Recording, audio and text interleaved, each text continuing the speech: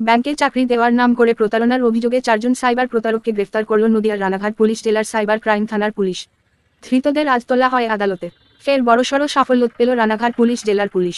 গতকাল রাতে Ranaghat Cooper's camp এলাকায় অভিযান চালায় পুলিশ এবং 4 জন সাইবার প্রতারককে হাতেনাতে গ্রেফতার করে পুলিশ। ধৃতদের নাম বিশ্বজিৎ হালদার, সমীর গুহ রায়, তন্ময় সরকার ও বিশ্বনাথ বিশ্বাস ওরফে রাহুল। সকলের বাড়ি কুপার্স এলাকায়। পুলিশ সূত্রে জানা গেছে, ধৃতদের কাছ থেকে বেশ কিছু মোবাইল ফোন ও সিম কার্ড উদ্ধার হয়েছে।